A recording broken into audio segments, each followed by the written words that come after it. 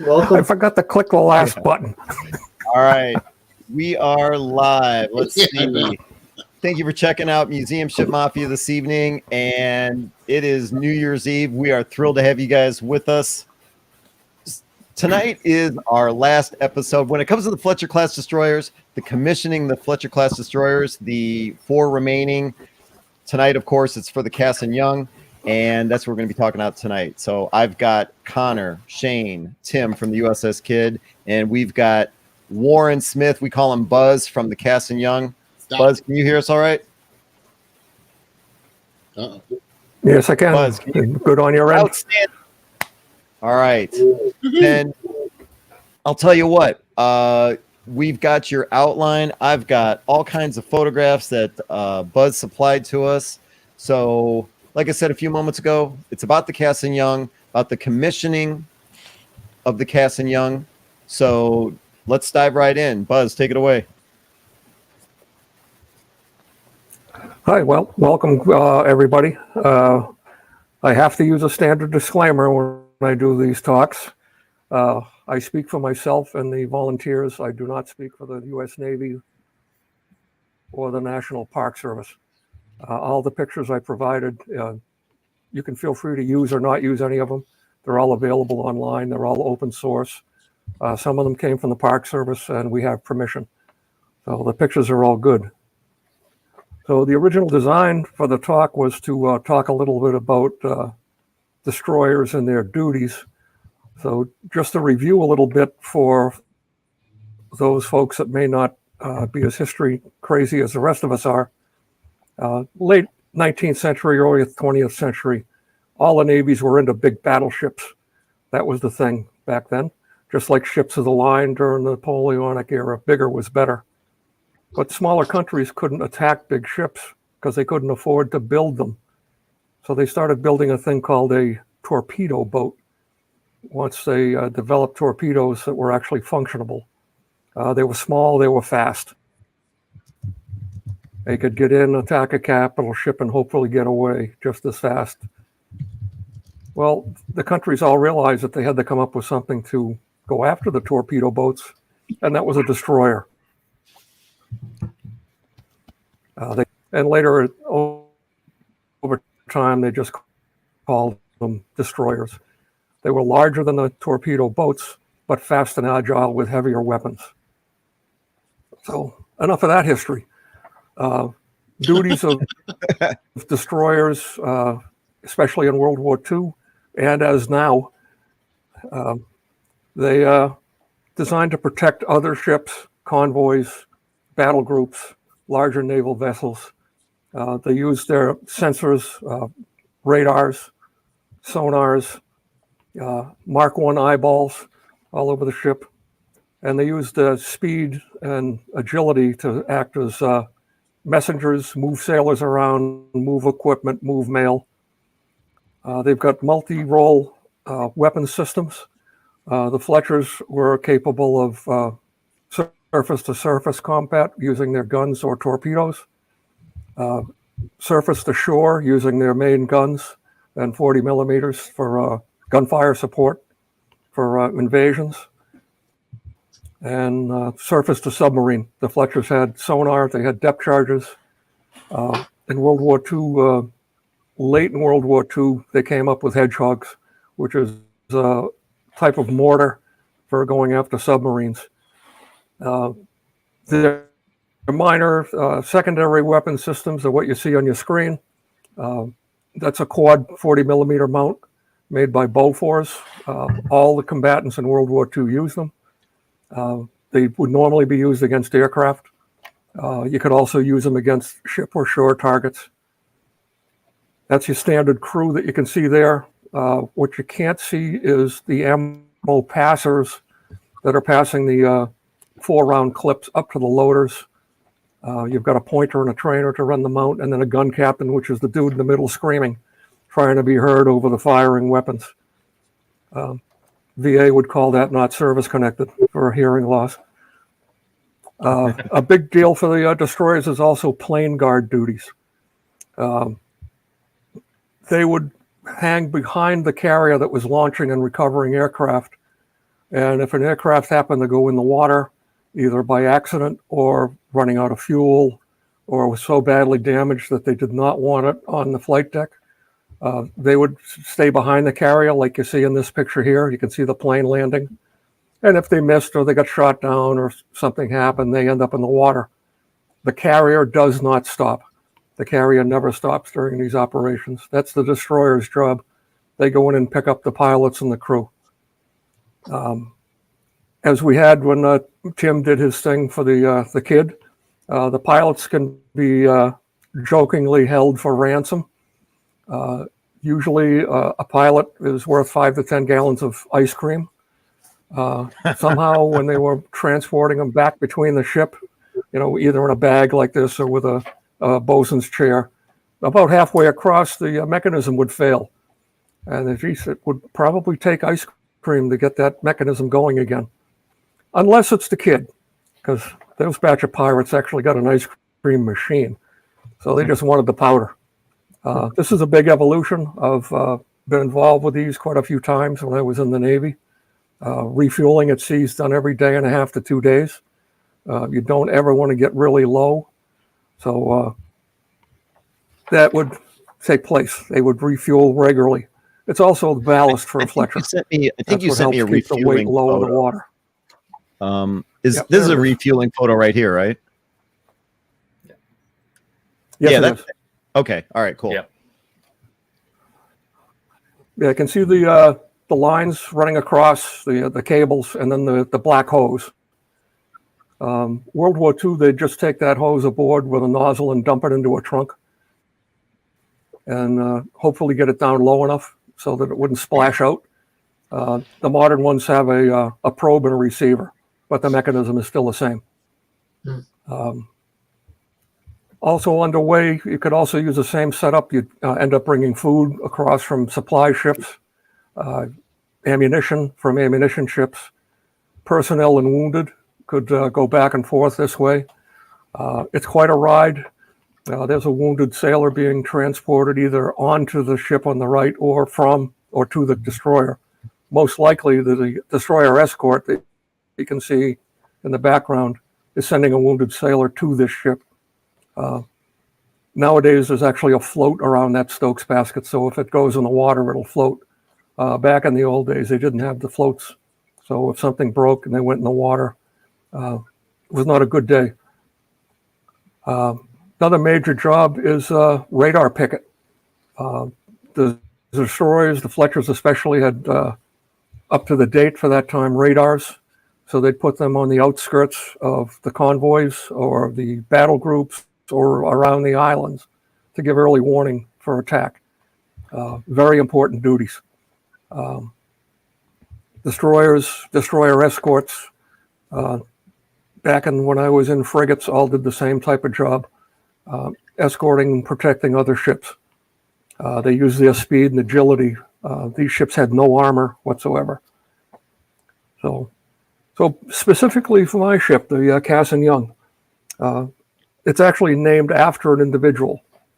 Commander Cassin Young was the commanding officer of the USS Vestal, which is a repair ship, which was tied up along a ship that a lot of you have heard about called the USS Arizona.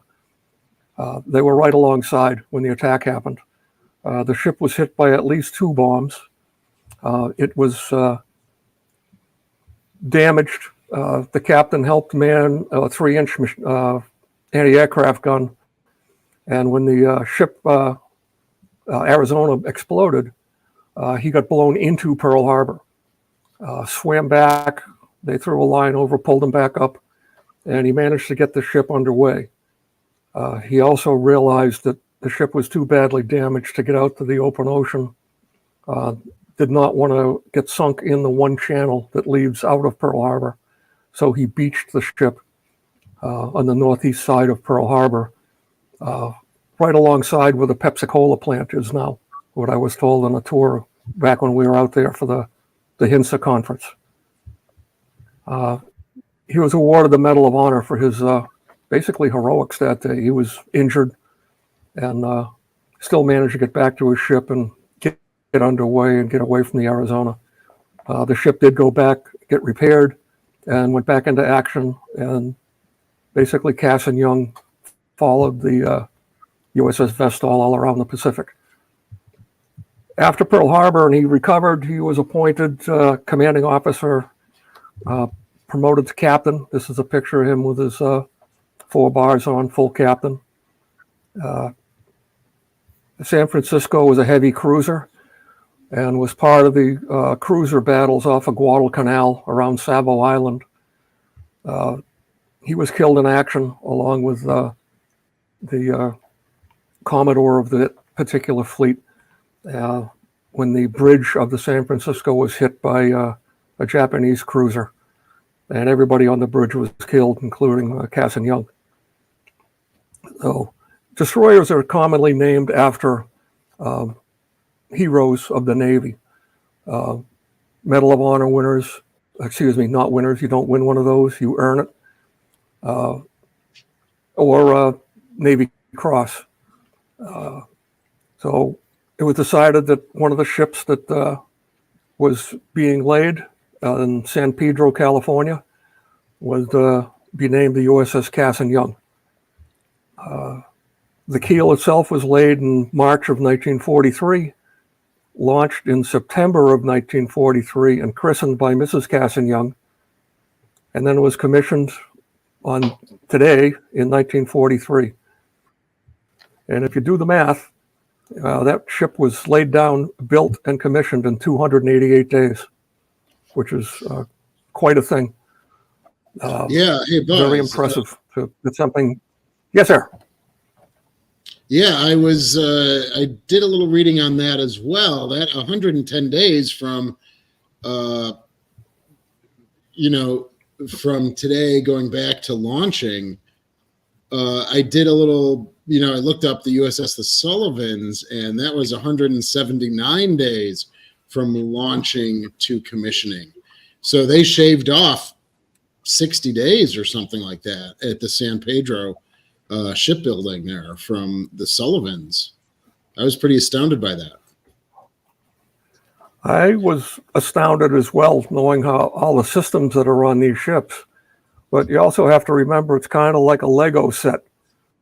You're not building all the different components and then putting it on the ship. You're continually building the components.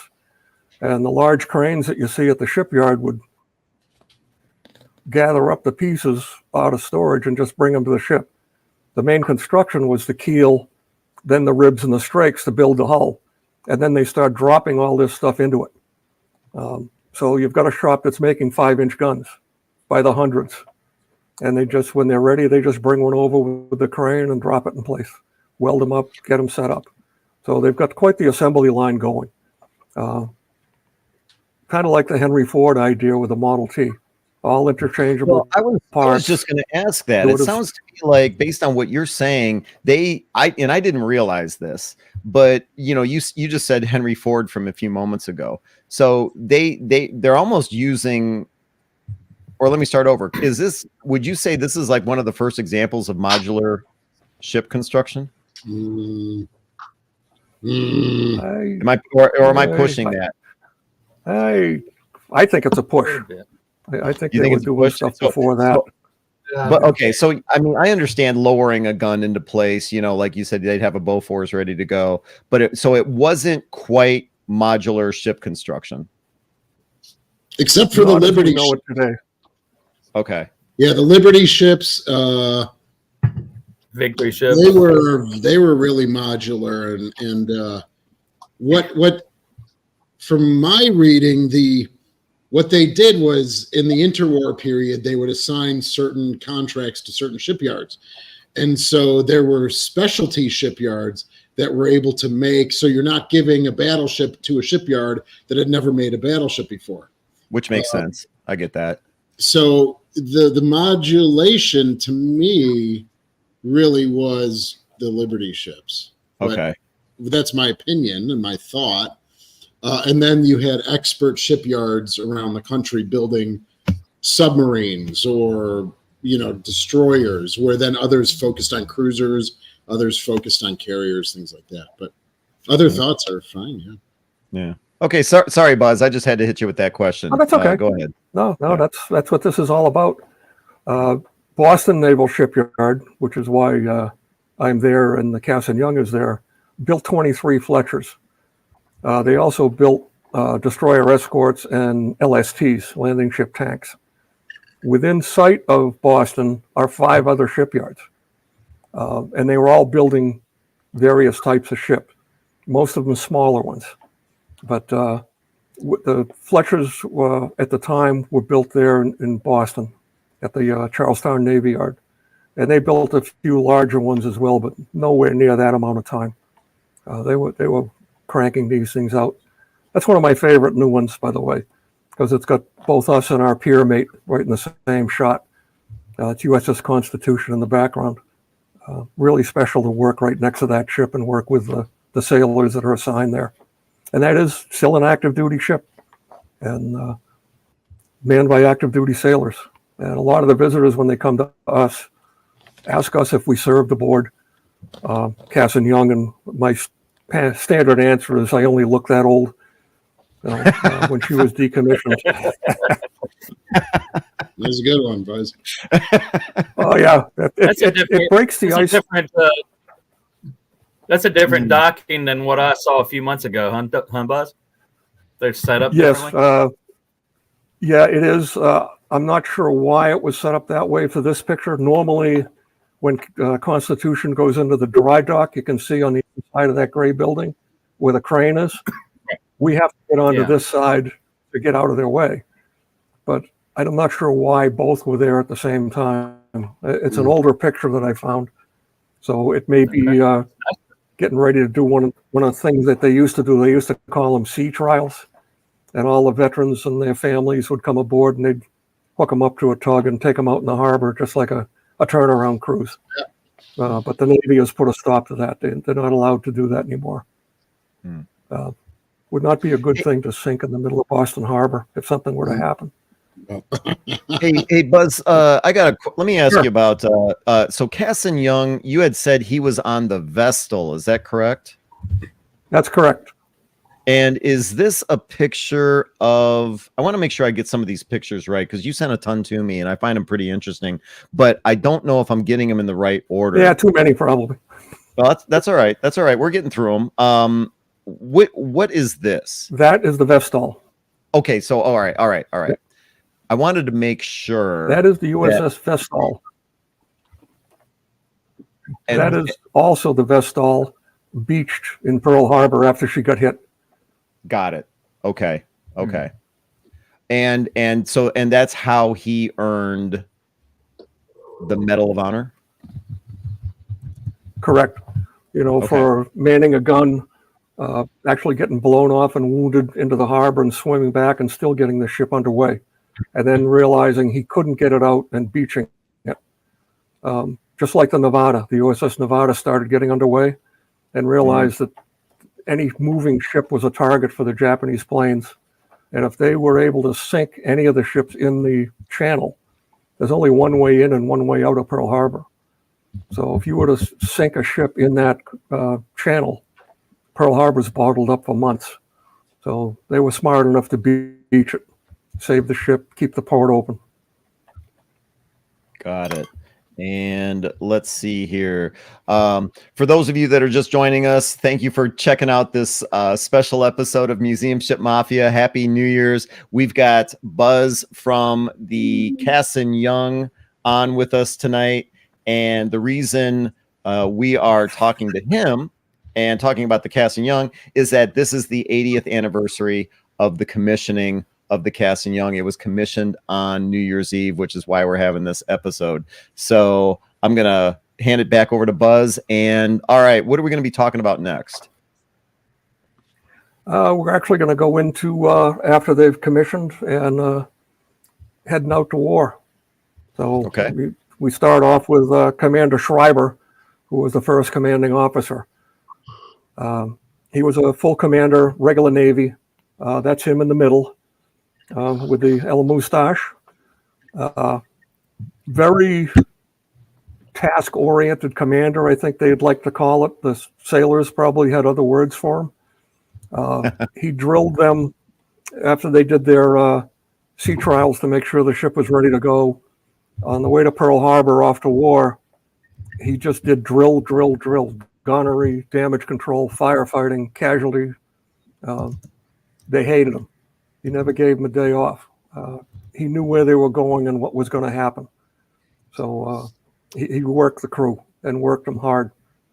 On this picture, the one to the right is Commander Ailes. He was the second commander. We'll get into him in a little while.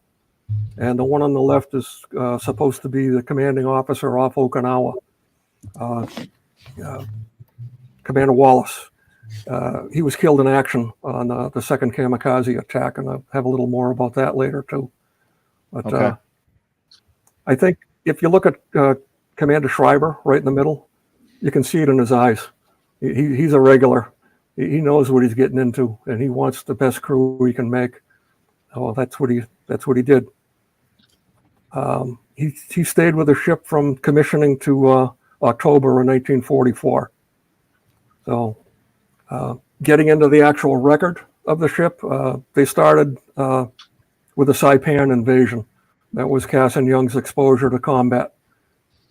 From then on, every individual landing in the Pacific, Cassin Young was there in one way or another, all the way to the end, up to Okinawa.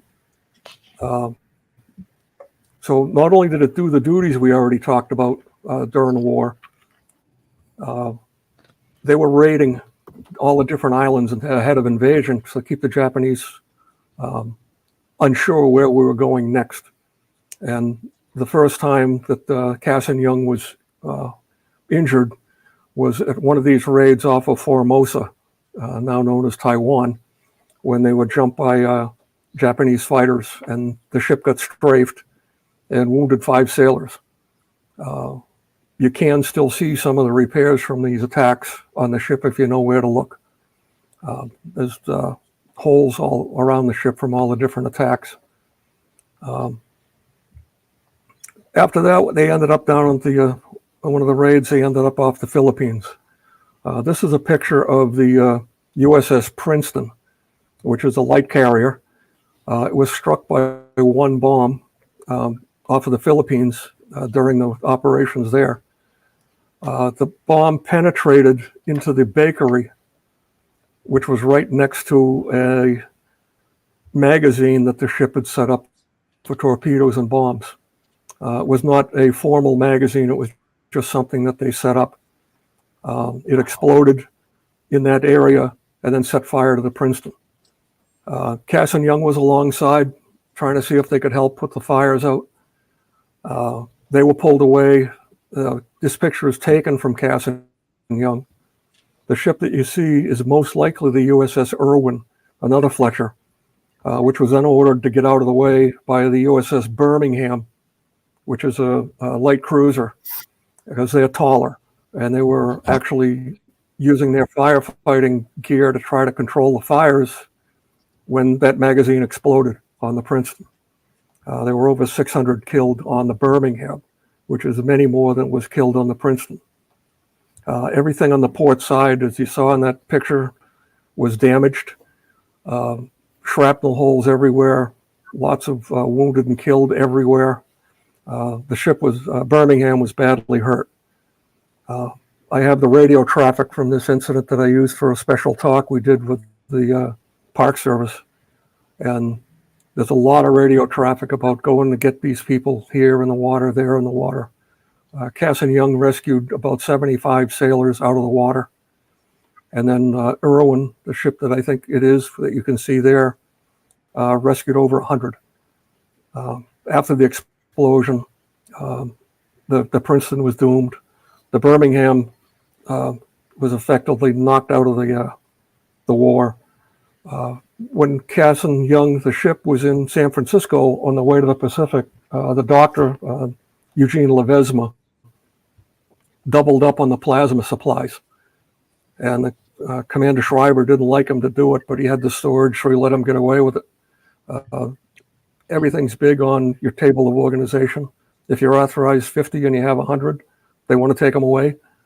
But the doctor held on to the stuff, and luckily he did, because it all went to the Birmingham. Just as a side note, one of our volunteers, he doesn't like me mentioning his name, so I won't, but his father was on the port side of the Birmingham when the explosion happened. That picture that shows all the shrapnel, which is the one I believe right after this one, he's in that picture. The sailor in the tub on the 01 level, right underneath that gun tub, that's his father. Just taking a look at the damage. Birmingham got really badly hurt. So, wait a second. So this is the picture you're talking about. yes. And if you ignore the guys standing at the lifelines. At the lifelines, okay. Go up one level. Yes. And you'll see two sailors right next to each other. One's got a dark coat on, the other's in dungarees. Yes. The gentleman on the left. So I was told. In the dungaree. By his son. I use this. Okay. Yeah. I use this for a talk, and I didn't even know it. And he calls me up and he says, why are you showing a picture of my dad? And I'm like, huh? What? So, What? yeah, and you can see shrapnel everywhere. You got to remember all these ships. Yeah. All of these ships have personnel on the main decks and on the upper decks, because all the weapons are operated by people. So when something happens and people are on the deck like this, they get hurt. So that's why you have the medical departments on board that you have to try to, patch up as many people as you can. That's what my job used to be. So, okay, after the Princeton 793 ended up with, that's the Birmingham pulling in next to the Princeton. Yeah, so you can see how much higher it is. Yeah, so I just wanted to ask you, so the Birmingham basically told the Irwin to get the hell out of the way because they were a little taller? Yes, same with Cassin Young. Both of us, both like say us because it's our ship. We tried getting in there to do the same thing that you can see that the Birmingham's doing, is try to put fires out, and we were just too short. They could actually spray the water from the Birmingham into the hangar deck and onto the flight deck, which is what they're in the process of doing here. Go ahead, Connor. You had a question? That's an Atlanta class. I'm pretty sure. Birmingham was a Cleveland. Yeah, I was going to say that too. You can see they're only twin mounts, and for the Cleveland class, they would have had two, then the double twin. But in this picture, you're seeing the two twins. Yeah, all along the front there. 51. I don't mean to diss or anything, but I just noticed that because I love the Atlantas and I recognize that instantly. That's a great photo of one, though. The doctor actually took that picture. Huh. Interesting. Yeah. Yeah. The Commander Schreiber appointed him the ship's photographer. Yeah, those aren't the 6-inch triple mounts though on the front. That would be like the Birmingham Cleveland class. Mm-hmm. Anyway, it's probably what the what were the other, Oakland or something? It could be maybe. I don't know. Again, I'm not disputing anyway. Go ahead, Buzz. Yeah. It sounds like I honestly don't know. It was almost a stroke of luck because you said the Cassin Young was prepared to go in and fight fires, and Birmingham, whoever, was alongside fighting the fire, and then that's when that massive explosion occurred. And the Cassin Young could have easily been hit. If the Cassin Young was in that position, the Cassin Young could have been hit by that. Absolutely. I see. Okay. And if I can point something out in this picture, I can underscore what Buzz is talking about with the Fletchers being so much smaller than the carriers. Look at the funnel, the smokestacks for that Fletcher right there. That's just barely clearing the flight deck. We actually had an incident on Kidd where we were delivering mail, and the captain, our first CO, was really good at maneuvering the ship, and he snugged Kidd right up alongside. It may have been Princeton because we escorted Princeton here and there. but he snugged her up right underneath to where the guys on the outer edges of the flying bridge were having to duck to avoid being hit by stuff from the carrier. So they were much too small to get the water all the way up and over onto the flight deck. Well, all right. So if that's okay, so that's a Fletcher alongside, and like Tim pointed out, you see the stacks, the top of the stacks in relation to the flight deck, and then you look at this picture here. Assuming that the list is at the same angle, you can see how much higher this cruiser is.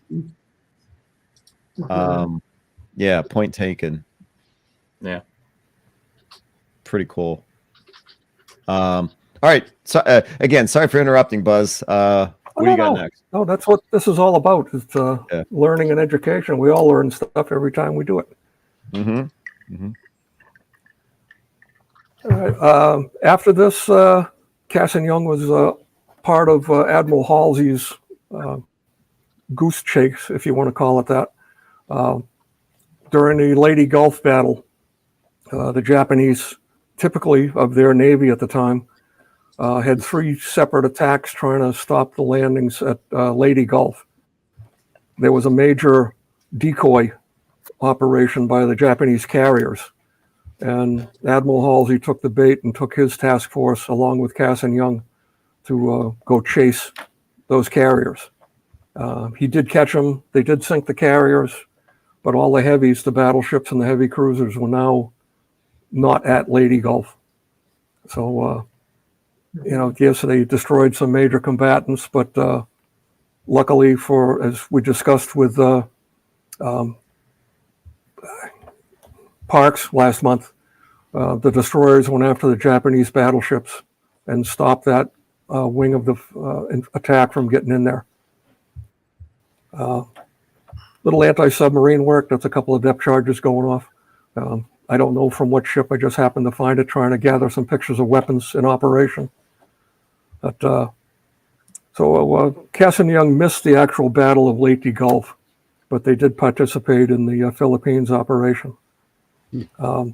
Cassin Young also rode out Halsey's Typhoon that time that his task force got caught in a major typhoon. Cassin Young had just refueled right before the storm got so bad that they couldn't operate anymore. So we had ballast, and they took some heavy rolls, but they didn't roll over. Yeah, because Shane was talking one about destroyer and one destroyer escort did not able to get fuel, and they did roll over and sink. In the last episode, we were talking about, Shane, isn't that the Typhoon you were talking about where Halsey and McCain kind of got reprimanded?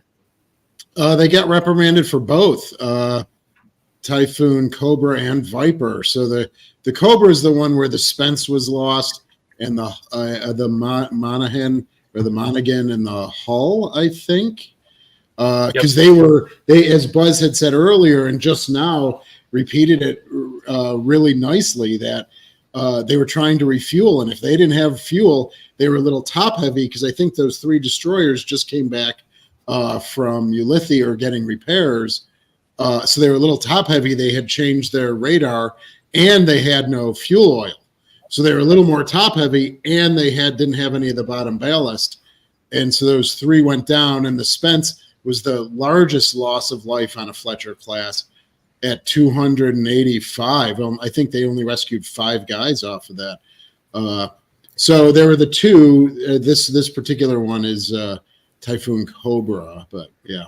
So in a previous episode, Tim was telling us about there was a Fletcher-class destroyer that just had the worst luck ever. I forget which destroyer that was, but it just had the worst luck ever. And it sounds to me like the Cassin Young has, kind of some of the best luck ever. It refueled right before the Typhoon. It didn't get a chance to run alongside the Princeton. So it kind of sounds like there was a shining star over the Cassin Young. I mean, I know what's going to come next. I know what Buzz is going to tell us next, talking about the Kamikaze hits. But up until this point, it sounds like it was a pretty lucky ship. Yeah, overall, yes. To have all those men out in the main deck, operating weapons, and get strafed by fighters, and only have 5 guys wounded, that's pretty good. That's pretty lucky. Mm-hmm. Yeah, the at large block letters. Yeah, this is a post-war picture, of course, probably in the 1950s. But the next operation for us was Iwo Jima. The ship provided naval gunfire support during that whole operation. This is a World War II picture. This was the second paint job that the ship had. This is that ocean blue that they tried out. The previous one was the destroyer Dazzle. That's the first paint job that she had early in the war. And then during one of the stops at Ulithi, they painted it ocean blue. Wait, hold on a second. So you're talking about, Iwo Jima talking about that one. was all gunfire. She was tasked with that, not radar picket. So they would shoot the guns all day supporting the Marines and then pull away to an ammunition ship at night and reload. And they'd empty the magazines every day and then reload them all at night. Exhausting work. The crew would have not liked that particular duty because it's very heavy. This is not the Cassin Young, just another ship I found moving. Those are the powder can transport tanks that they're carrying by hand from probably a pallet that was dropped on deck, and then they carry them to the elevators to go send it down to the magazines. So a lot of manual labor. So on to Okinawa, which is the crux of the ship. Cassin Young was assigned as a radar picket. They were operating either on picket station 1 or 2 in the early parts of the Okinawa campaign. They were at station 2 when one of the other Fletchers was hit, and they went over to station 1 to help recover casualties when the ship sank, pulling sailors out of the water and then transported them away. And they were told to stay put at station 1. Station 1 is the closest to Japan, and a lot of the destroyers that got damaged or sunk were done up on the north side. That's quite a ride. That's a bosun's chair. Yeah.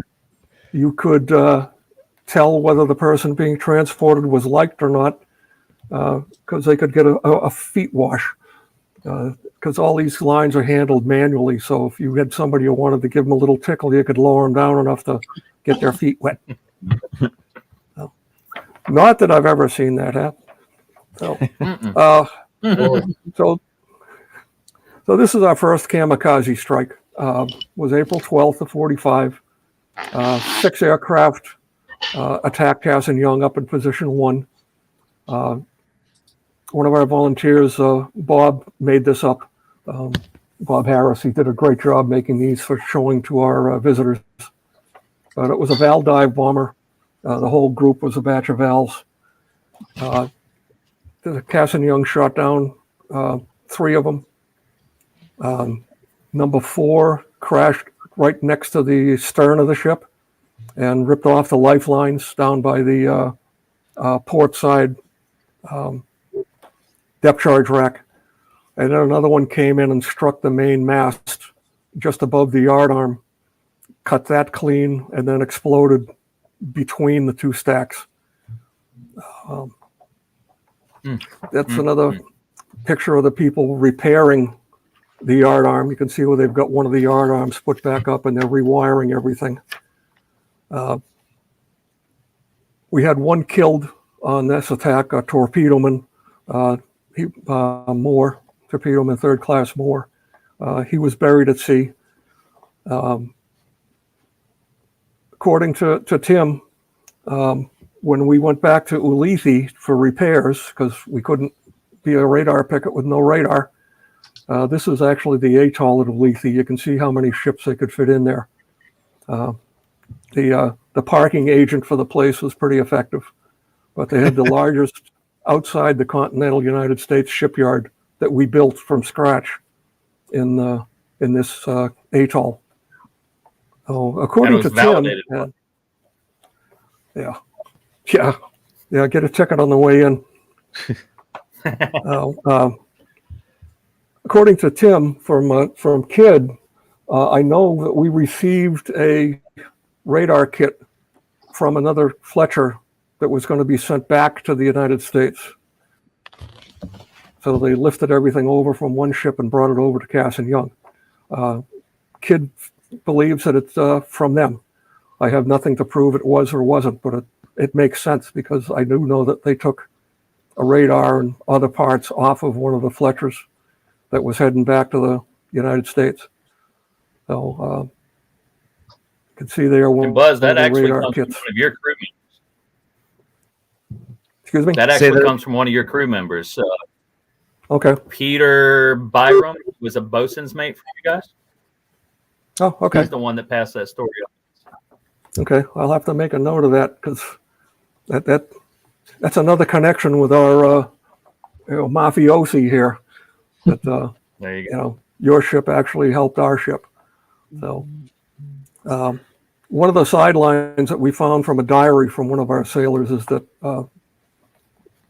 the crew of Cassin Young thought they were going home, just like some of the other ships that were damaged. They'd had enough. They'd been out for over a year. No port calls, nothing other than combat. So the yardbirds were working on the ship during the day. The crew was throwing their tools over the side at night. Really? Yeah, that's what the diary says. And then the commander of Aleuthy came aboard and basically grabbed them all together and said the next one's going to get an Article 15 court-martial. It's going to stop, and it's going to stop right now. So they sent in divers. The divers recovered all the tools, and they fixed the Cassin Young, got it back in operation, and sent it back up to Okinawa.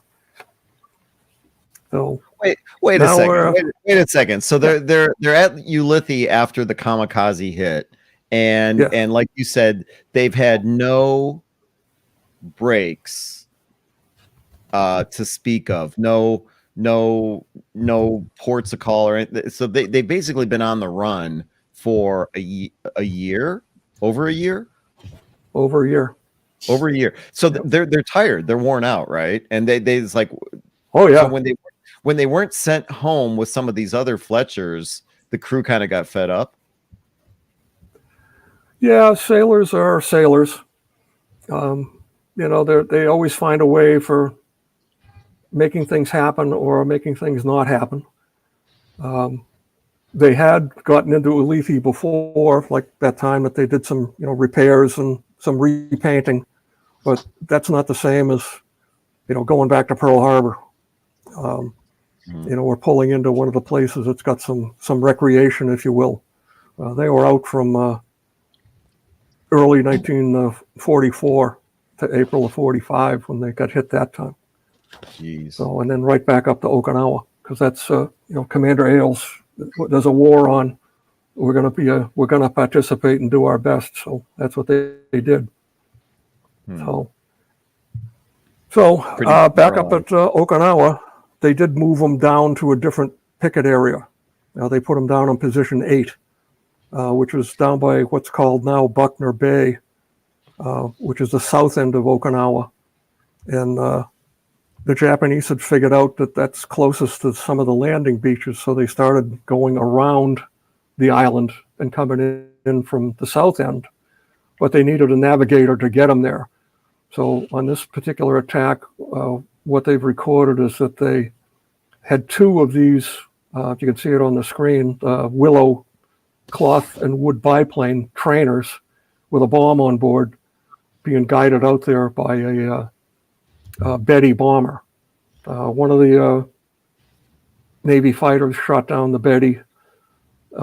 It's been argued that there was never a second Willow, but some other ships have claimed that they saw the plane go down. Regardless, this particular one came up from the stern following the wake of the ship. Because it's cloth and wood, it's kind of difficult to pick up on radar. And they didn't spot it until the very end because it's 3 a.m. in the morning. You're not at general quarters the whole time that you're out there. So they spotted the plane. He was about 75 feet off the deck. Commander Ailes ordered a hard turn to starboard to try to bring the guns to bear because he's so low. Most of them couldn't depress that much. And by the time he turned to starboard, the plane took a left. And you can see where it hit right at the motor whaleboat, right midships by the #1 stack. It went through that boat and onto the main deck, and the bomb exploded. It killed everybody in the forward fire room, all 8 men. 3 got out, but they died very shortly thereafter. They had wounded all over the place, killed all over the ship. That prospective commanding officer, Commander Wallace, was in the wardroom passageway coming out of the captain's day cabin. Those of you who are familiar with the Fletcher know where that is. And he got just outside the cabin when the explosion hit. And for all practical purposes, killed him right there on the passageway. A lot of people out on the deck. As you can see in the corner here, it says they had 1 missing. They never found his body. They only found his life jacket. 21 were killed and another 45 wounded. Let me interrupt you here because you gave me, and I just had it up here a few moments ago. Hold on a second. I want to you gave me a pretty interesting picture because where this willow hits, I think corresponds with this picture here. And actually, yes, it does. Can you right point out that bag?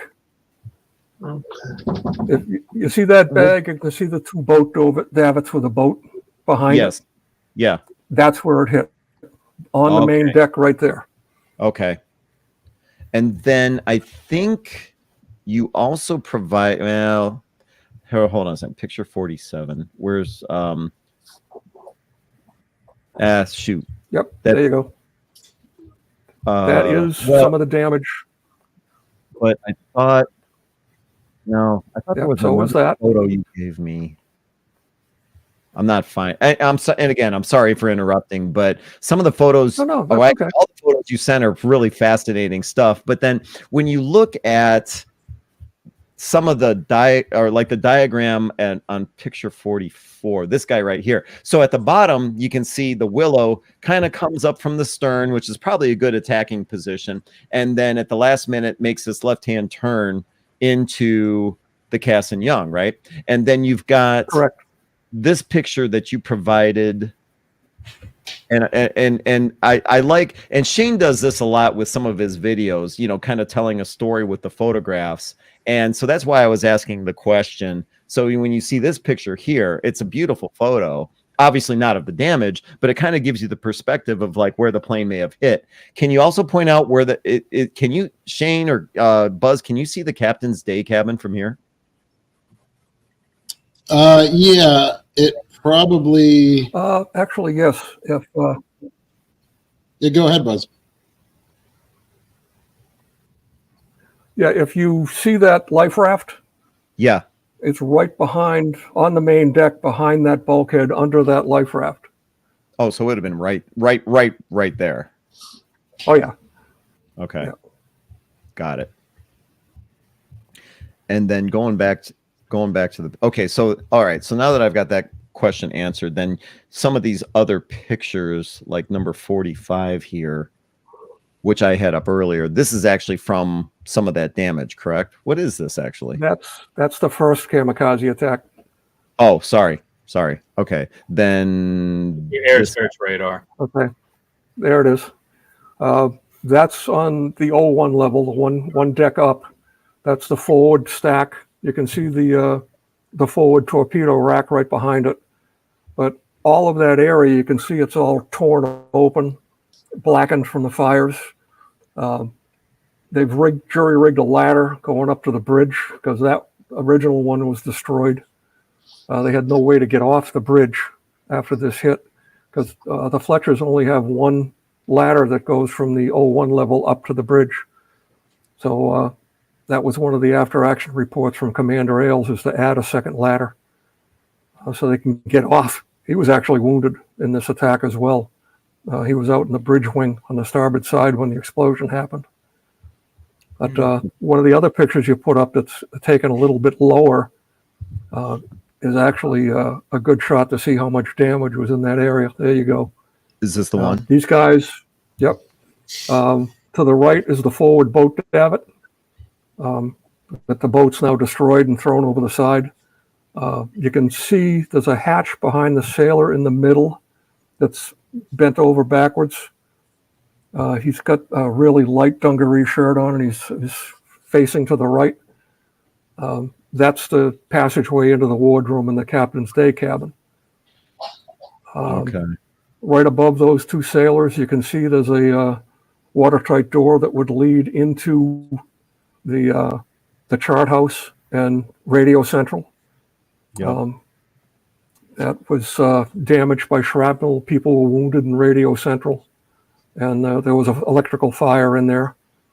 And down in the lower left, it looks like a ball cap, so that's probably an officer doing what officers do best. I should know. I used to be one. That's Standing around the damage. Yeah, that's Never a goes- lot of damage. Yeah. There was hold on a second here. Let me jump over to this photo here. I didn't understand what this was. It's sideways. Is it? You need to rotate. That's why. That's the All right. searchlight. I apologize. Oh, it's Okay. a gun club. Damn it. No, it's a searchlight platform. Oh, I Yeah. see There it it is. now. Okay. I'm sorry, guys. So basically, what happens is whenever we do this, Go for it, Connor. I get a bunch of pictures from, like, in this case, Buzz or Shane or Connor will send me a bunch of pictures, and I do my best to upload them. But this was my fault. So when we look at this picture here, I should have rotated this 90 degrees to the left. Yeah. I see the searchlight. Okay, now I understand what it is. Yeah, And it's if you blown look the at it, you decking see all right the off the you see all the shrapnel holes. Mhm. Yeah. Mhm. I was going to say, I've never seen a fan that big on a Fletcher-class. It made no sense to me. And then hold on a second. There was another picture here. I did not know what this was. And if it related to that second attack. All of those pictures were from the second attack. Now I'm trying to think of where that one came from. Hold on That's a either second the here. fantail or the bow. I can't tell though. Like, okay, so this is damage from the second hit. Yes. Yep. And let me You zoom can in see here. the Yardbirds and the other people working on it down in the lower right. They're actually got the torches out to start cutting away metal. All There's I can that picture searchlight is in the because top right corner. yes, Oh yeah, there it is. Okay, there it is. Yeah, I see it now. I'm thinking they were laying that canvas over the large hole that was in the deck to Hold try on and a keep the second. weather out because it was kind of blown open. Oh yeah, I can see that. You can kind of see Sure. something. Yeah, that'd be a good I guess. don't know. That actually that access hatch looks like it's on the bow. I don't know. I can't see enough of it, but that type of hatch is nowhere. Actually, there's the one that would go to the boiler room, but that was blown away. So I'm not sure. No, that's Can't- one of the deck hatches on the Nah, bow or I the must have stern. grabbed the bad one. All right, so hold Yeah. on a second here, and I find this kind of stuff fascinating. And Shane and I have had many conversations about, like, photo detective work and everything like that. So, do you guys spend a lot of your time on these ships when you see photos like this? And we even had Tim. What was that? We had a couple episodes ago where you guys were talking about a like a practice loader or something like that, practice gun loader. And you and Shane, you're talking about, it's like, yeah, that could be this and that. So do you spend a lot of your time during the day kind of like, oh, here's a photo I've never seen before, let me see if I can find this on the ship? Not every day, but yeah, my friends make fun of me because I can look at a picture of a ship and tell, of a destroyer at least, and go, oh, that's a Fletcher, that's a Benson, that's a Gearing, that sort of thing. Because you look at little details like that and you figure out what it is. And I'm sure Shane does exactly the same thing. Yeah, it's even if you think you've seen everything, like just this year alone, I've gotten new collections of our ships in service. So you're seeing something new that's a primary source document. It's not at the National Archives. It's not at the Library of Congress. It was just in someone's attic, and then they passed away. So those photos haven't really been seen before, and so it really gives you a unique perspective. And I love doing that sort of stuff too. Well, and I think a lot of people do too, because here, case in point, all right, let's go to Michael's comment here. All right. So he could say, looks like a parachute. And for me, I'd agree with him, because look at all these. It looks like there's parachute lines coming off of this thing. But you guys are saying, no, probably not a parachute. It could be. I was just thinking the same thing. I mean, okay, so yeah, it could be. All right. So Brian's comment right below it is like the detective work, right? You see that hatch leading down to CPO and the head and anchor windlass there in the lower part of and then you can see the shadows from the 5-inch 51, and then he comments on the back that you can see the life raft stanchions, I think. Well, no, hold on a second. In this picture, you can see the hatch on the bow. That's there at the bottom to the right of center. It's either the bow or it's the fantail, one of the two. There's only two hatches like that. Right. Okay. And then going to his next comment here. See, this is the kind of stuff I absolutely love. And I'm glad Buzz provided so many comments, even though I gave him so much crap for sending, or so many photos, even though I gave him so much crap for sending me all these photos. But then this is where the interesting, for me, this is where the interest, and this is where I want you guys to tell me. So Brian has this comment here. In the top left, you can see the supports for the life raft that's outside the wardroom. Is he referring to this picture here? Or was he talking about... Look between the sailors on the very left top. You see 3 poles, or 2 poles sticking up. Yeah. On the rail. See, right now it's covered by the number 43 and then the live 56 minutes. Oh, yeah. Okay, so... But if they can see that, Yeah. Yeah. Huh. Yeah. Just, By just the to way, throw something, I take credit throw for something that out 'cause I there. helped train. You what? Go ahead, Tim. What did you say? I said I take credit for Brian because I helped train him. He's one of ours. Oh, you know this guy? Oh, all right. That's like cheating. Okay. He's one of ours. Good job. Bag drop. You can see him on our channel on High Seas History getting pummeled by waves. Oh yeah. All right. Yeah. I'm gonna make a little bit of a leap here. Go ahead. I'm looking at the faces. Okay, look at the way everybody's looking. Their heads are down. There's nobody smiling at all. I think this is the casualty collection point for the KIAs, because they would have been brought to the ward room, which is right behind here, right by the stanchions that they were talking about. And when they went back after getting hit, they went to Karamaretto, the island. And that's where everybody was brought ashore and buried ashore. I got a feeling this may be the collection for the KIAs. I can't swear to it. I don't know, but I've seen enough people that for my weird and varied career, I've seen that look. It just looks to me like they're looking at their shipmates. Well, you might actually have a very good point here, because if they were just doing some kind of standard repair or maintenance or something like that, all these other people standing around in the background would probably get yelled at, right? Yeah. Oh yeah. So, to your point, if it's to cover up the dead, then you've got people standing around in the background paying their respects. Yeah, you might. Yeah, I think that's my thoughts. Yeah. So anyway, yeah, on that happy thought. Okay. There was hold on a second here. I had one more question. Oh no, you answered it. Okay.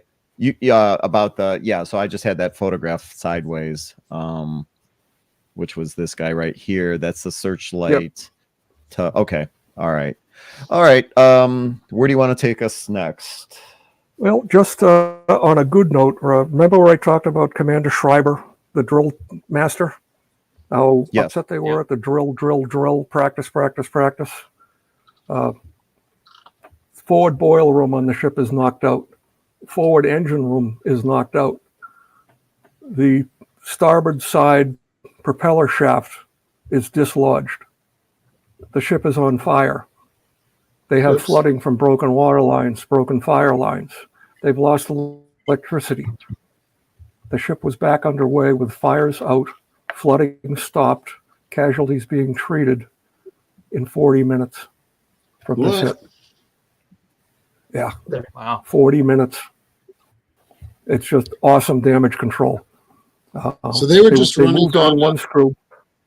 Sorry. One screw. Oh. Yeah.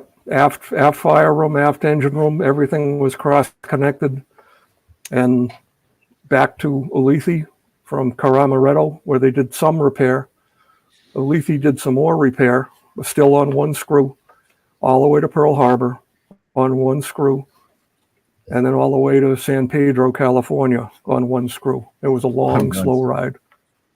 And the war ended 2 weeks later after this hit. So they were halfway back to the States when the war ended. So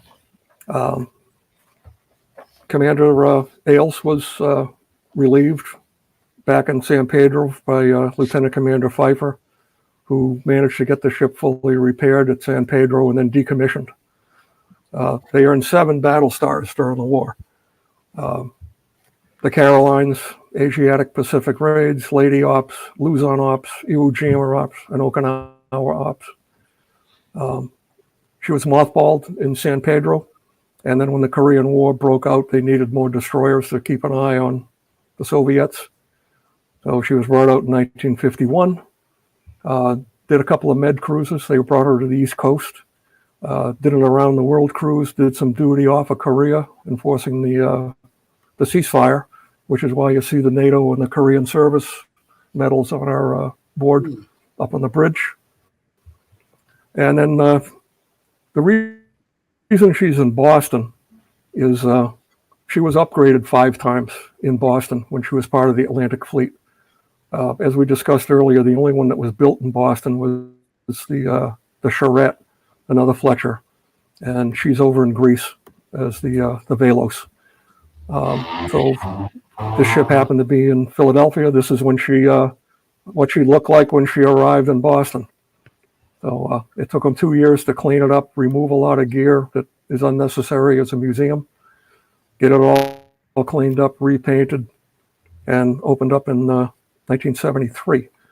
One of our volunteers was part of the first volunteer crew, and he's been there ever since. We've got about 25 volunteers on paper, a small group that does nothing but tours and interpretation. The rest, around 18, 20 of us, we call them wrench turners. We do a lot of the maintenance as much as we can. This is one of our volunteers here cleaning up a foam proportioning unit that it took us 10 years to find, courtesy of our museum ship fleet. It truly is a one fleet operation. We all have to help each other out, and we do. I'm really pleased with interacting and helping out each other. We do have one maintenance ranger aboard. You know, for those of you that think it's easy work for these guys and volunteers, you know, there's a picture, because we've had Buzz on before talking about the Cassin Young earlier, and this picture here that I want to pull up here, you know, kind of shows that, you know, when it comes to maintaining these ships, there's a lot of work that needs to be done. Do you remember giving me this picture from before? No. Oh, you I don't? think it came from me. I think that's from Texas. I don't think so. I'm not sure.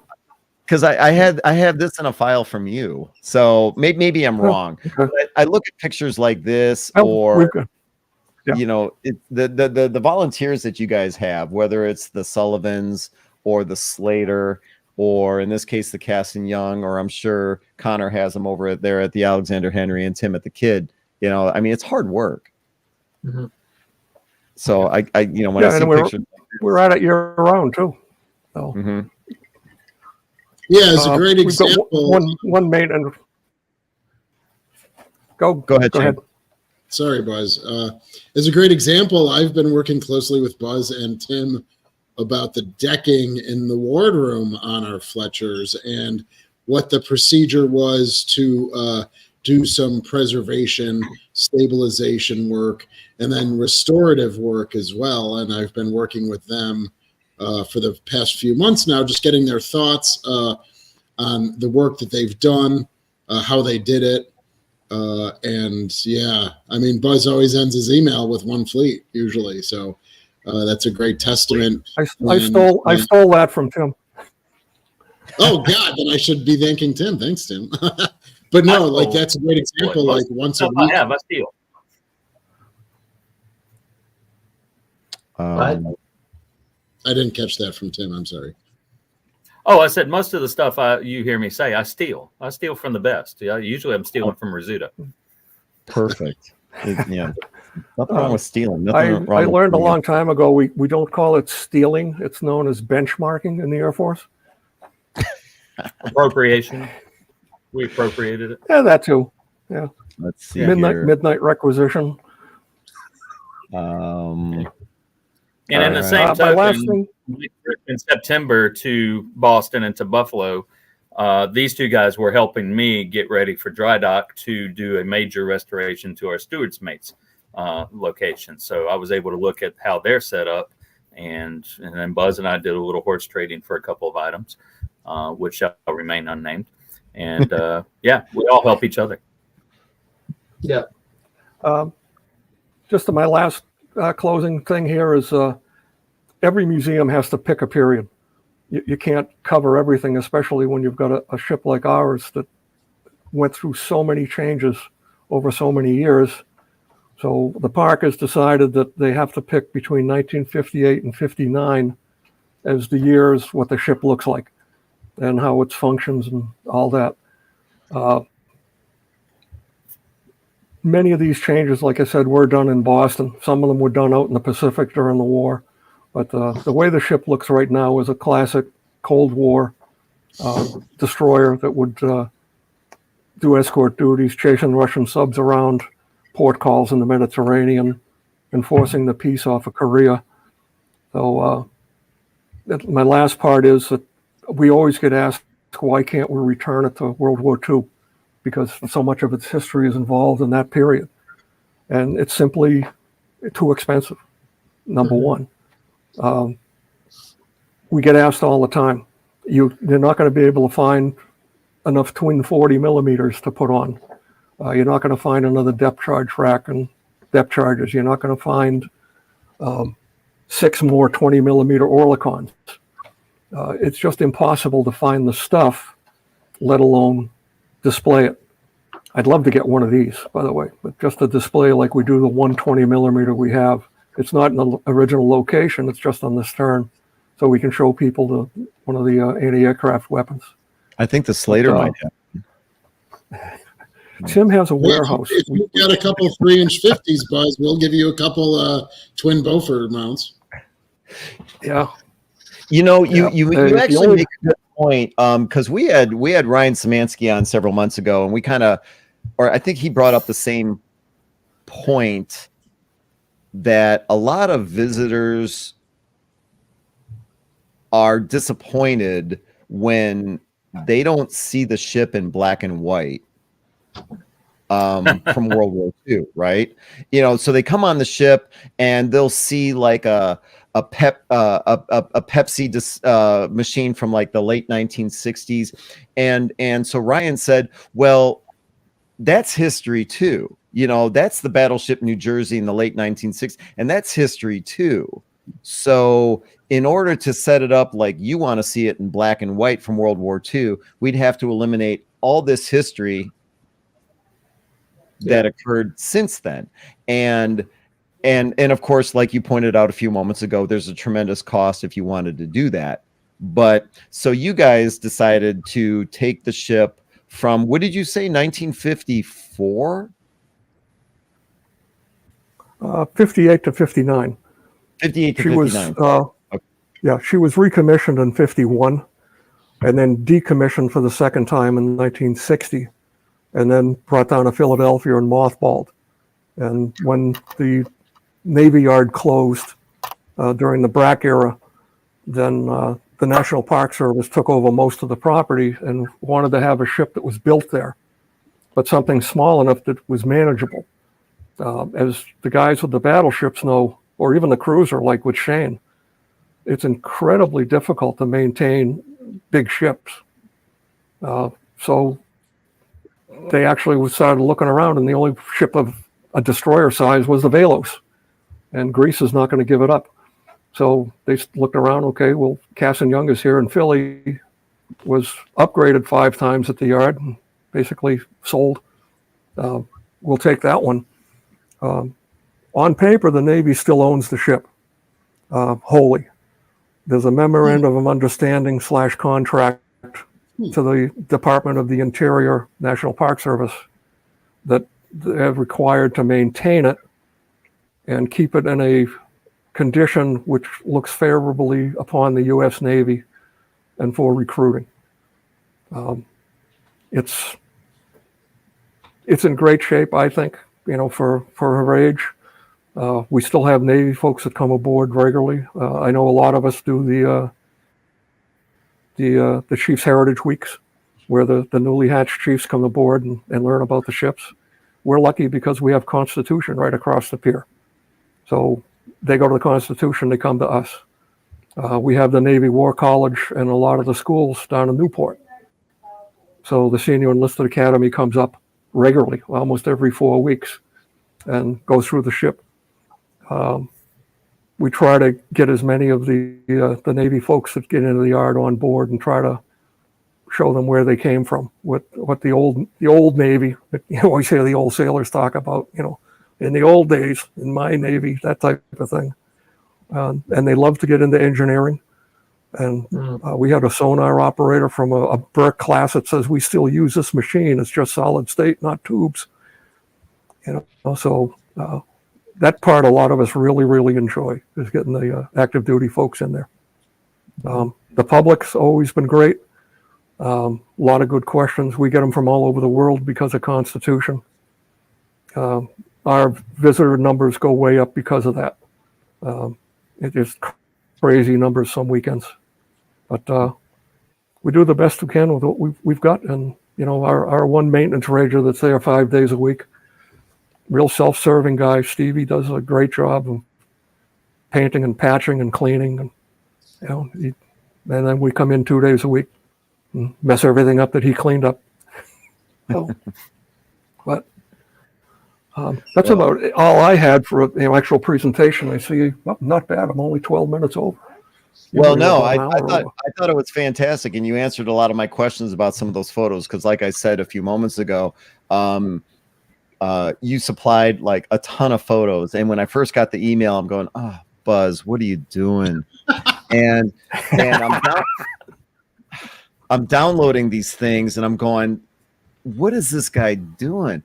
And then as we're going through these photos, and hold on a second here, I got to pull some of these back up, and then all of a sudden we're doing some of that detective work again, so this is where obviously I screwed up with this one here, but you see some of these pictures, like for example this photo here. All right, you pointed out these two sailors at the bottom are standing below a watertight hatch above them, right? And where the heck was that? Oh, it was in 50. Okay, so if I go to 50, and in the upper left-hand corner, is that the same hatch? Yes. It is. Yep, and you can see the jury rig ladder that they put up so they can get up to the bridge. Yeah. In both those pictures. So it's not a standard metal ladder. It's something they jury rig so they could get the folks down from there so they could treat them to the wounded and then actually operate the ship. So to be able to make connections like that, because back then you didn't have iPhones where you had, or digital cameras where you could take endless amounts of photos. You had a roll of film and that was it. So to see pictures like this and be able to tie them together, I get a kick out of this. So I appreciate you presenting all of this to us. It's been fantastic. Yeah, these were actually taken by Dr. Savezma. Commander Schreiber gave him a good camera and says, "You are my ship's photographer." And I'm just jumping to a conclusion. Well, where's the film? Well, that's on use. He didn't buy him any film, just gave him the camera. So these pictures actually came out of Dr. Savezma's family. They gave it to the park, and they have it in their archives, and their curatorial person allows us to use this with permission. So this is stuff that doesn't make it out into the world. It came from a sailor that was on board when all of this craziness happened. CC had a question here about the Cassin Young being open all year long, but unfortunately I need to bow out. I'm going to hand it over to Connor, but Buzz, I want to thank you for sending all this stuff over and walking us through the history of the Cassin Young. Before I sign off, I'm going to say Happy New Year's, everybody. Happy New Year to Buzz for bringing the Cassin Young to us. And Connor, you ready to take over? Yeah, sure. All right, man. I'm handing it over to you. You guys have a great one. Hey, have fun. Good luck tonight. Take care. Here, Ken. So to answer Cece, we're open usually 5 days a week from Memorial Day to Veterans Day. And that's usually Monday we're closed, or Monday and Tuesday we're closed. Right now, technically, we're closed to the public because of the weather. The ice and snow and stuff in the winter gets really treacherous. The park provides seasonal rangers during that open period, and they all have to go back to college in the September-October timeframe. So right now, we get open for special events, like we did Pearl Harbor Day this past month. We have a couple of the volunteers that open up on their own, but it's never guaranteed. It's all based on weather and availability. The park doesn't provide rangers except for the special events. They opened up for school vacation week this week, but because of the weather, they've only been able to open on Sunday. Yesterday was pretty bad. We had rain off and on, and some of the paint that they've been using is glossy, so it gets kind of slippery. And we don't want to have anybody slip and get hurt. It's bad enough with us on board that we have to watch ourselves. But we get the visitors on board, and one of them takes a tumble, then it creates a whole lot of paperwork. So, yeah. As you know, Shane, it happens. It does happen, but we try to minimize it. But once the ice happens, some days we don't even go on board. It's just not worth it. It's a volunteer gig. The park does cover us with workman's comp, but I don't want to use it. It's a volunteer gig. I'm old. I'm ugly. And I'm really jealous of Shane with that derby on his hat. If I'd have known, I'd have brought up mine from downstairs, but one of my fancy lids. I'm sorry, I should let you know. That's I'm great. impressed. Yeah. I love the derby. You love it too. That's great.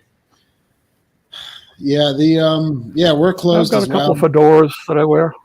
Oh, nice. Sweet. Okay. We'll go get one. I'd have to unplug my mic and my earphones and go downstairs. So, yeah, a lot of times next people time. ask if Next time. we're open, if we're open during the winter. I always try to advocate for depends on the weather, but we never do that because, a lot of times some of our part-time staff are not there during the winter and we have to call them in or something to open the gift shop or something like that. So I think even though I've been advocating, and others do, it's not just me, but, advocating to, if it's going to be a 50-degree day, why not open? Well, that means we have to call in all the people to run the cash registers and, all that stuff. And so I think it might be just something that we just don't do. But, as some people know, maybe they don't, it was 60 degrees here in Buffalo on Christmas Day. So like our warmer weather is getting pushed through December. So it's something that we should consider, not closing around Thanksgiving, but maybe closing the second week of December or something like that, because weather is changing, so. Still too cold here. Yeah, for you. Yeah. Yeah, I looked at your 20 degrees earlier today. Yep. Wow. In the morning or all day? When I looked, I was looking at all y'all, what the temperature was at all y'all's locations. Connors was 20 degrees around 10 a.m., 11 a.m., something like that. Yeah, that's about right. Wow. Yeah, it's going to be a little warmer tomorrow. Oh, yeah, it's actually going to be above tomorrow, but then it jumps right back down. So, yeah, I'm not. Yeah, I mean, so what do you have? Hey, Buzz, what do you have? Do you still have, and I got to get out to Boston to visit you guys, but do you still have the quintuple torpedo tubes, both of them or one of them, or you probably just have the one? Yeah, it's just the one. What they did is in the 50s, they took the forward torpedo rack out and put in quad 40s in their place. Right. And you're still looking for twin 40s? Twin? No, they'd never let me put any of this stuff on. You know, even that headshot, not headshot, even that K gun, I'd have to jump through so many hoops to try and get permission to even put it on the ship. So that's a good year for you. Like that's something I'm still trying to figure out with the Sullivans because it's just a mismatch of stuff. But the architecture, one of the great things about having Tim there was I have not seen the kid. I have not seen the Cassin Young. So it's got to be a trip sometime soon that I take to see your configurations. And that would really help me decide on a year, which we've never done here. So it's something I have to do. Yeah. Well, jump on one of the planes, come on down. Doesn't matter whether we're open or working on a weekend. If you happen to come down on a weekday, let us know. I have the keys. Great. So, all right. That's awesome. Thank you. But it's a good 7 or 8 hours. Yeah, Tuesdays and Saturdays we're usually there, but for somebody special that we'll probably pick your pocket for something. As Tim knows, that's what we do best. It's great. Hey, we're happy to be flying the rooster flag today. I did a short video on the YouTube channel about that earlier in the day today. It was a little tenuous getting up there, but with our slick weather and stuff. But we're happy to do it, and we'll leave it up all week. Yeah, we were going to do it Tuesday, but the weather here was so bad, none of us went in, and so we put it up yesterday, and we'll take her back down and put it into storage until next year on Tuesday when we're in.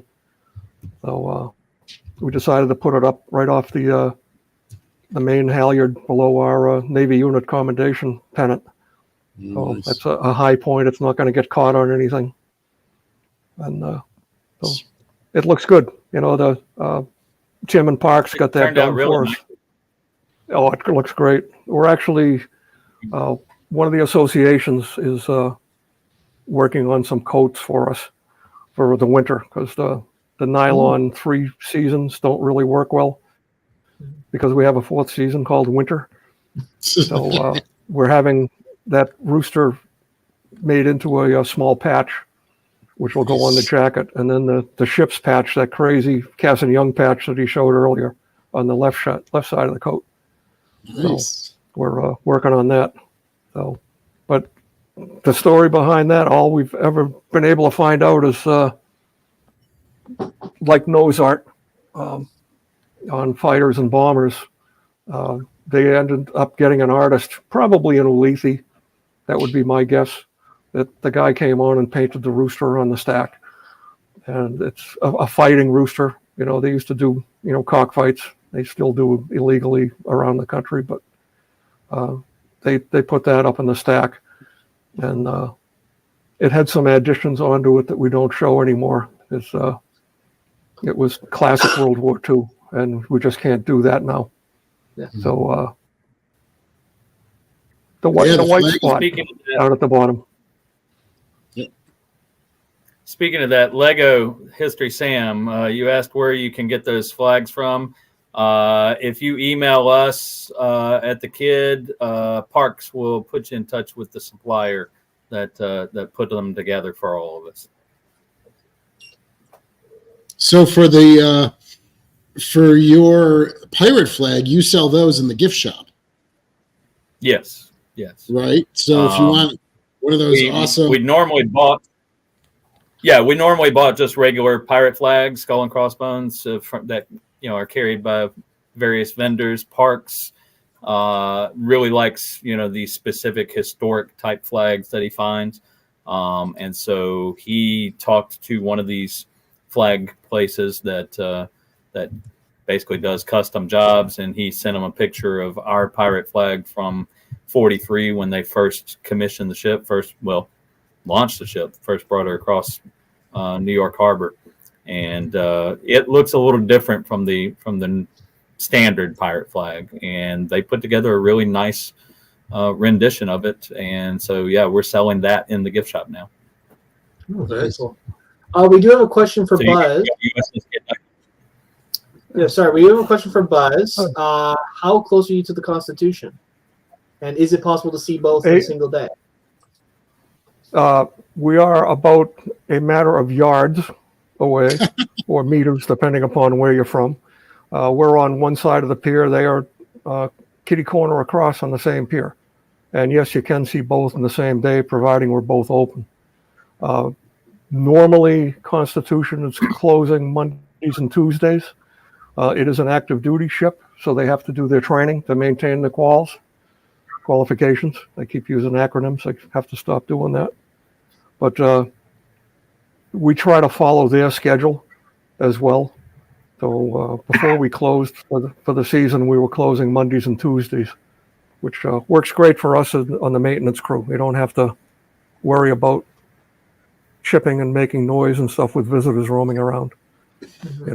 We've got one guy that's a needle gun and crazy man, and he's doing a great job on the 51 handling room right now, getting rid of all the damaged paint that we got from steam leaks. So it's coming along nicely, but it's nice not having to work around around visitors, but it's great to be working around visitors. Double-sided sword. But yeah, you can do both real easily. If you're coming out for, say, a week, you can also go down to the USS Salem in Quincy, which is a light cruiser, the last light cruiser around in the world. And then you go further south down to Battleship Cove, and they've got a USS Massachusetts battleship. They've got a USS Kennedy, which is a Gearing destroyer. And the name of the sub is escaping me, but there's a World War II fleet boat down there. Lionfish, right? Lionfish. Lionfish. Correct. Yes, that's it. So so you could make a whole period of it, and if you want to make a railroad trip, then you drive up to Buffalo. See those gang up there when they're open. So you just described my September. Yes, yeah, totally. Yeah. Isn't there Except a for replica? Salem. I miss Salem. Isn't there a replica of the Mayflower nearby there too? I'm trying to remember. Yes. Yeah, it's closed for the season, and it's down in Mystic Seaport for maintenance, and then it'll come back up, and that'll be in the town of Plymouth, right? Which is south of Boston, heading toward Cape Cod. And if you really want to get the full tourist experience, you go look at the alleged Plymouth Rock, which we commonly call around here the Plymouth Pebble. And we'd like to stand around and watch the tourists look inside and go, what the heck is that? Oh, well, it's been around. Plymouth's a good take. Yeah, it's eroded. Yeah. And the first thing they did when they got off the boat is they chipped 1620 into it, or 1460 or something like that. Whatever the date is, I'm not into that period. But yeah, there's a lot of stuff in the area historical. You've also got Bunker Hill, Lexington and Concord, or Concord for you that live down in Louisiana. So, but yeah, we call it Concord. Louisiana. Nice. Yeah, a little tickle. I used to work at Fort Polk a lot down in Louisiana, and one of the photographers was a Cajun. Yep, he a Cajun guy. Character. We worked several rotations down there, and he says, I'm going home and going Louisiana ice fishing. And I'm up north. I know what ice fishing is. And I said, what are you talking about? And he goes, yeah, you just sit in your chair, you flip the top off the cooler and reach down into the bottom of them ice cold beers and drag one out. Nice. I love that. That's great. I loved it. This guy was great. We had a lot of fun.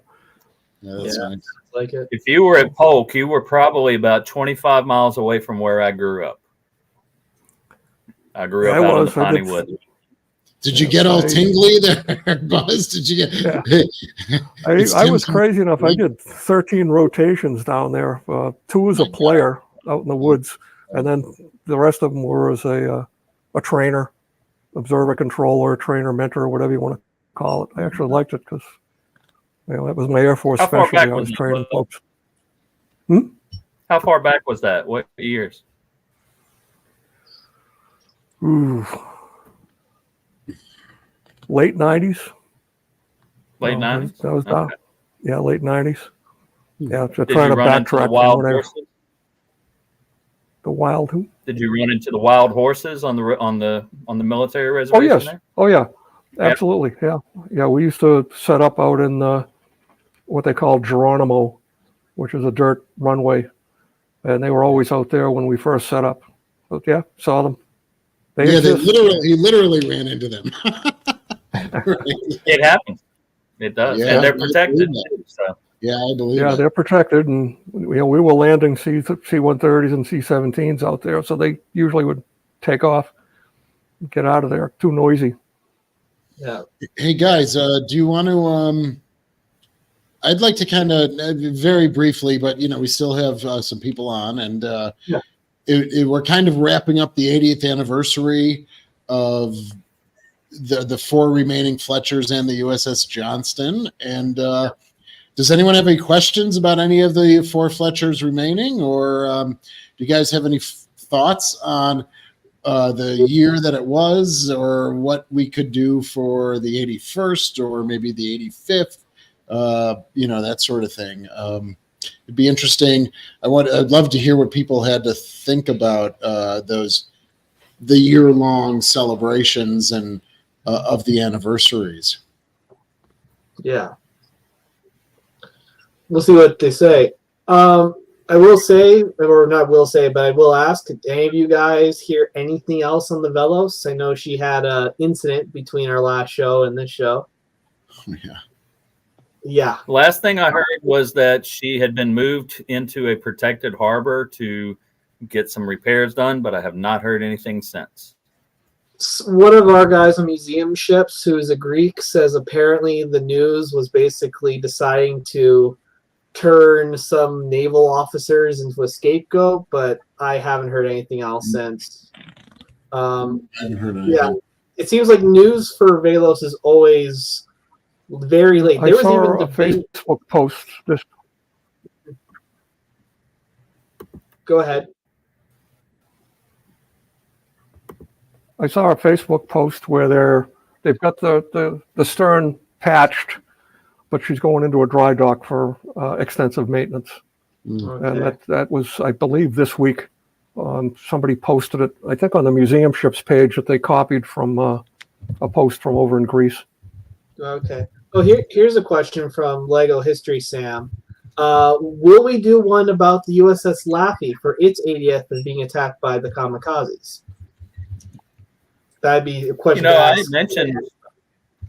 had mentioned on the phone to Ken that if he wanted to continue this with the Sumners and the Gearings, I think it would be fairly easy to do so because we know different folks, each of us at the Gearings and the Sumners.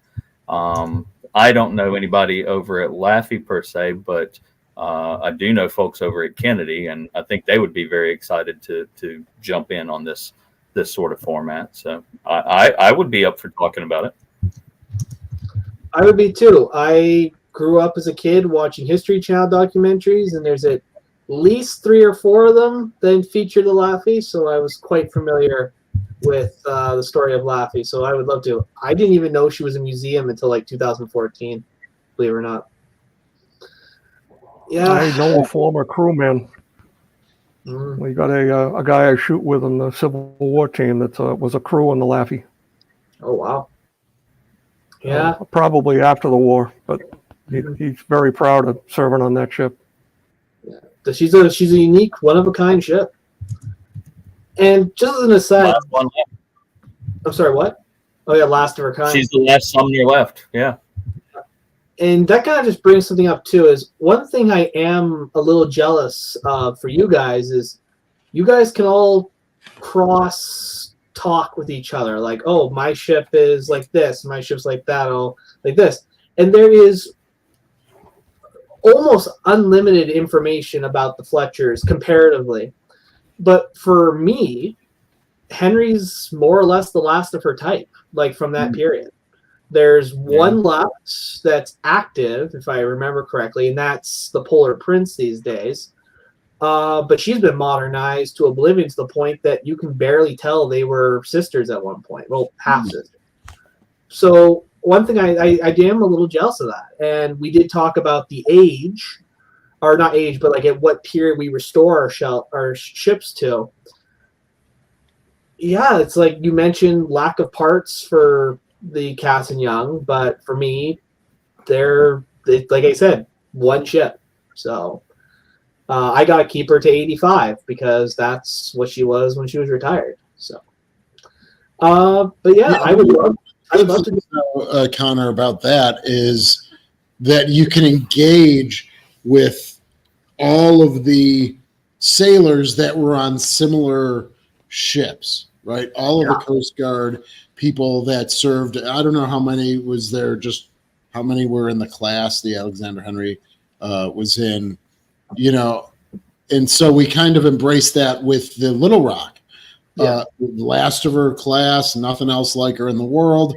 So we're going to outreach to people that served on her sister ships and maybe doing that with the Alexander Henry if that hasn't been done already.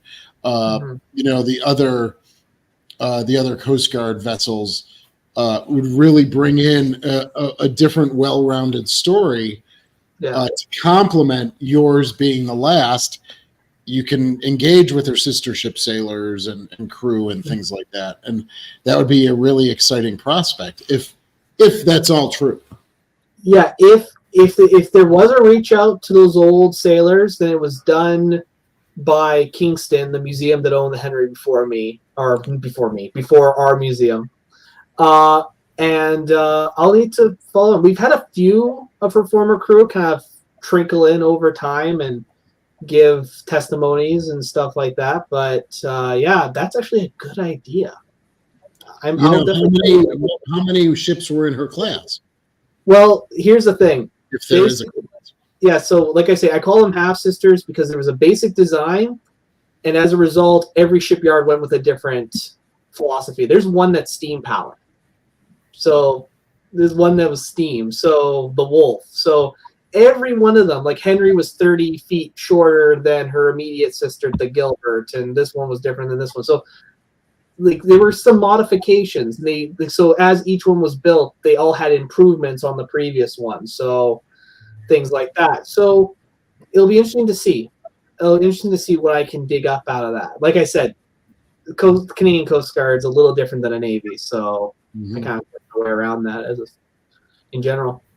But yeah, like just be glad that there's 4 of them. Like there could be only one or only pieces of one. Like there's no Brooklyns, there's no any of the earlier destroyers, nothing like that. Yeah. Like it could be a lot worse. Oh yeah. Yeah. We also got a recommendation from Pat about doing more about the gearing class. So yeah, I would be up for that. I'd be up for. There's what, 5 left? 2 in the States. There was one in South Korea, but they just cut her up, from what I understand. I think there's one in Taiwan still, and one in Turkey. Yeah, but so I'm not sure. 4 or 5. I'm not sure if there's a second one in South Korea. I'd have to go back and look. Well, not to shill, but you can always check museumships.us, which has one of the most complete collections of museum ships listed there. Totally not advertising. Now that you say that, yes, there is a second gearing in South Korea. Well, now she's the only gearing in South Korea, but there were 2, so now there's 1. So South Korea, Turkey, and Taiwan. So yeah, there's at least 5 out there. Yes. Okay, I found her. Yeah, there's one left. Former USS Rogers, DD-876. I agree with Michael Phillips. Shill that website. Yes. Put it out there. It's a great resource. It is. For anyone who isn't aware, I'm on the team for the Transportation Museum at Thunder Bay, but one of my things is one of the admins for the museumships.us website as well as their Facebook. So I work with that quite a bit as well. So that was actually how me and Johnette first met. Okay. Gotcha. And Lego History Sam wants to come on. There's Ken and History X. The Vikings must be losing if he is commenting. Sorry about that, Ken. You must already be in a bad mood, against those cheeseheads. I don't know what to say. Lego History Sam would love to come on Museum Ship Mafia. He's a guy that I met in Waterloo. So he works tangentially. He worked at the Sullivan Brothers Iowa Veterans Museum, and he builds a lot of ships out of Legos. And so, I mean, he and I can connect. If something that, so send me an email, and then we can connect about that. But he's a pretty passionate guy, and he's here every time we're on. So Another person I'd love to get on at some point is Karen from the Wisconsin Maritime Museum with the Kobaya. Oh, yeah, you said Kobaya, yeah. Yeah, Kobaya, Kobia, whatever. Kobia. Because they're going into dry dock next year. Not next year, but in 2025. Yeah. So they're likely going to be the next sub on the dry dock list. Yeah. Makes sense. Yeah, please reach out to her. She was with one of my first HINSA conference was at the Wisconsin Maritime Museum, and it was great to meet everyone for the first time and to kind of engage that way. So Karen's a very, very knowledgeable, very professional person who knows her stuff about. My first submarine. Oh, very nice. Beautiful condition. Beautiful condition. The Cobia. It's great sub, great area too. Now, just one more thing as well. Chopper73 asks, is there any talk of prospective new/old ships coming into the museum ship fleet in the U.S.? The only one I can think of, we're talking purely Navy here, I think the only one that's really having any chance is one of the frigates. Halliburton. Class. Yeah. In Erie, Pennsylvania. Yeah, in Erie, Pennsylvania. Yeah. Yeah, they're working hard. They're working hard to get one. They came up and visited maybe during COVID. Some of the ringleaders and movers on that project came up and interviewed our staff just to see what our strengths, weaknesses, SWOT analysis, what we learned, what they can learn from our mistakes, things like that. I can't remember the Haywood, the Halliburton. Halliburton. Yeah. Halliburton. Okay, that's right. Yeah, so, Halliburton. They, I think they're working hard. We'll see how it goes, but. To my knowledge, they've gone the farthest of any ship in the modern world of trying to get a ship from the U.S. Navy. So the last news story was from August of this year, and apparently they were overlooking a potential site if they were to get it. Yeah. So it's clearly they're laying the groundworks. I haven't been to Erie, Pennsylvania myself, although I've been told it's got the Brig Niagara there, so they do have some maritime history stuff in that area. So sure, hey there, yeah. And I guess their whole idea is to get a Oliver Perry class ship into Lake Erie, where Admiral over Perry was. So I guess that's their logic to getting it. It's absolutely like the Battle of Lake Erie in during the 1812 War. Was off of Erie and Put in Bay. So Buffalo was building and repairing some of that fleet at our Navy shipyard here on the Scajacqueta Creek. And then it kept getting attacked by the British because Canada is 27 feet away across the Peace Bridge. Not really, but you know what I'm saying. So our Navy shipyard here at Scajacqueta Creek was doing some of the repairs to the fleet. And then it got burned a couple of times by the British would cross the Niagara River, burn the Navy shipyard. And so they shifted everything down to Erie, Pennsylvania. That was much safer and much farther away from Canada. And so then that's where the Battle of Lake Erie took place. So it makes sense for them to get an Oliver Hazard Perry class. Yeah, it makes sense. With all the modern ships, that would probably be the best place for it. But yeah. And of course, everyone asks, so are you going to get the new USS Little Rock? You know, so. The classic ship I was on was a Knox class. Okay. You were on Knox class? I was on a Knox, and a lot of the crews from Knox would like to get one as a museum. But very, very few people understand what it takes. And the people were screaming about the Kitty Hawk and the Kennedy and all these large ships. They don't, and not being malicious about it, they just don't understand the expense that it takes to keep one of these things up. I can't imagine trying to keep a carrier up. The cruiser's got to be crazy shit, you know, because it's big, you know, but the small ships are tough enough. So, but would be nice. I'd love to get back aboard a Knox. Mine's down at the bottom of the Med, so it's not going to be that one. But the destroyer I was on is up in Michigan. You know, the Edson. Oh yeah, I've been on it. I just haven't done what Shane hasn't done. I haven't gotten my keister up there to go see if my key still fits. Yeah, I've been on Edson. It's in fantastic shape. They were redoing the decking when I was there. She's looking great. Yeah, she is. I would like them to.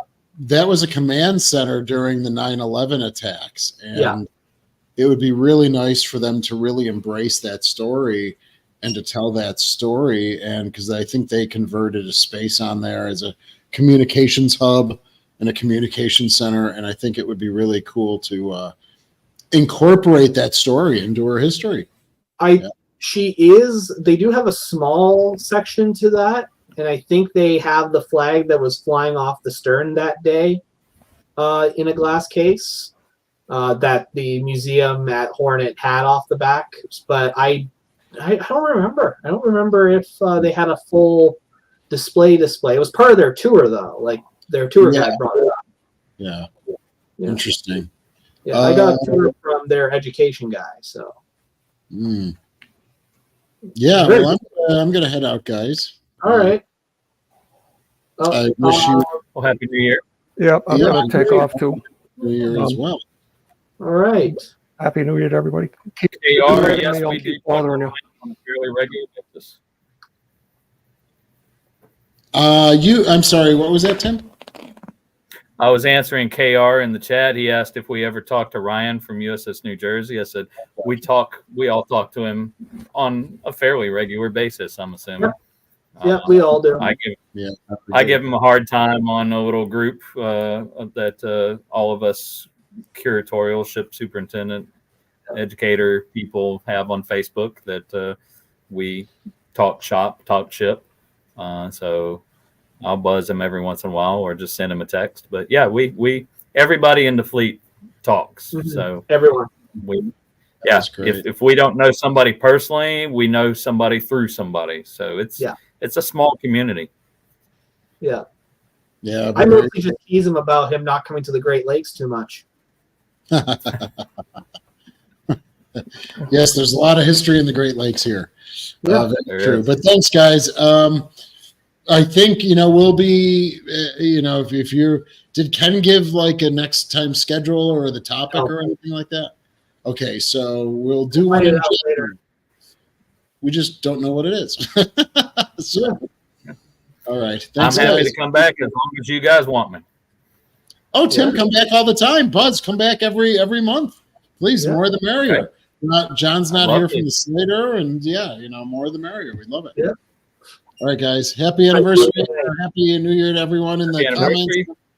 Yep. We'll see you next year. Yep. See you next year. Bye-bye. All right, I'll just turn this off.